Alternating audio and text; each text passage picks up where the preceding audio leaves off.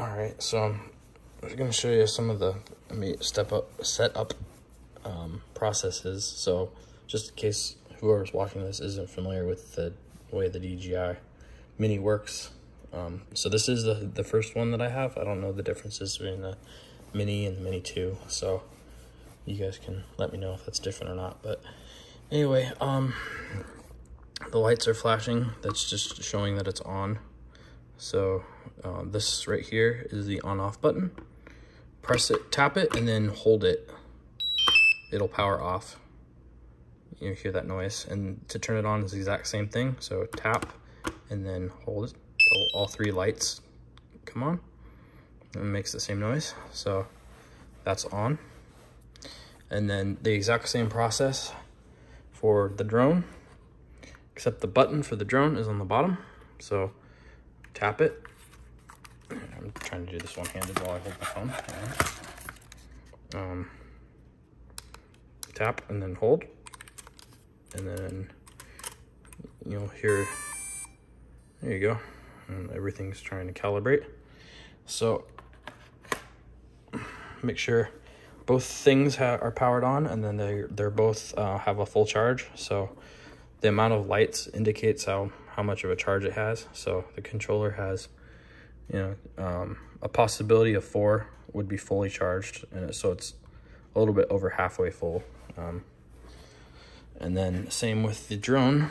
The drone is charged fully because I put a fresh battery in. So the battery in the drone is removable, and the battery in the controller is not. So you have to charge the drone battery in the case, which I got separately, not from the batteries. The battery comes with the charger, but it doesn't come with the drone. So put the battery in the drone, and then plug a micro USB into it here, and then turning the battery on is the same process.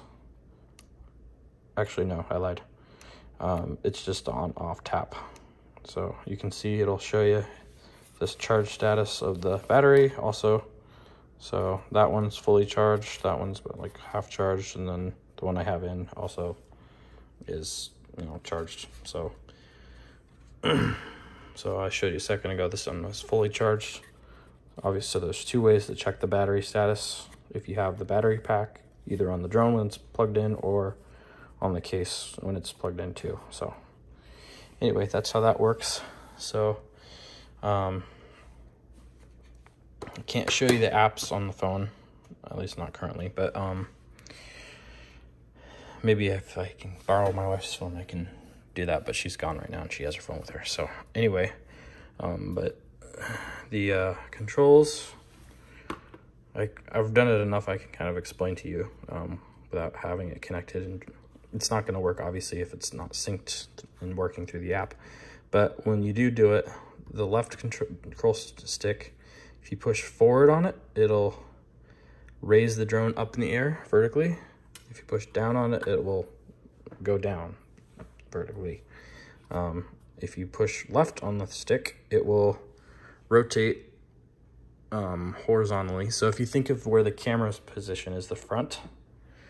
So if it's facing away from me, or away from, where I'm holding it, pushing left on the stick will rotate the camera counterclockwise. So I don't know if that's pitch or yaw. I don't remember my terms of rotation very well.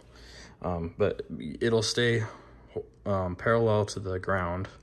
It'll just pivot to the left, if that makes sense. So, and then opposite. So if you hit right on the stick, it will turn right. And so yeah, the joystick has 360 degrees of freedom. I'm not really sure what the in-between, a combination of the two, but I can't really tell you exactly what it is at the moment. I'd have to play with it. I haven't done it that much to tell you. I'm not familiar with using that, but it can do something. I just don't remember what it is. But anyway, the other controller, forward is to have the drone actually move forward away from you. Again, if the camera's on the opposite side of you, facing away from you. Think of the camera as like your windshield in your car. So this would be like putting your foot on the gas, moving away from you. So going horizontally, moving, you know, the controller down or towards you, move the drone towards you. And then left on this stick will move the drone horizontal, like if same rotation, it'll move it like this to your left, and then right on the stick, on the right stick will move like this, right. So you basically just, if it's not intuitive to you yet how to control it, just, you know, once it takes off, once it's all powered on and synced, if you hit the takeoff button, it'll show like a digital wheel on your screen, and you have to actually hold the button down and to get the drone to take off. So wherever you take off, wherever your drone takes off from is its home point. So if you lose connection, it loses the Wi-Fi signal or connection to your phone or whatever, it will automatically return to home, but it will go to, it only has one sensor on it underneath it. So it will go shoot straight up in the air, go up as high as whatever setting you have it set on settings, and so it doesn't run into anything, and then it will basically take a bird's eye view or straight shot from wherever its current location is to that home point position, again, which is where you took off from. So, and you can land on any surface, but just be aware it will come down straight down. It's not super fast when it drops, but just make sure you can kind of see it, especially when you're first getting used to things. I wouldn't recommend flying anywhere you can't see. Eventually you can kind of navigate using the camera on the phone, because using the footage and the GPS, you can kind of position yourself, but that's kind of a higher end skill. I would recommend at first just kind of like hovering.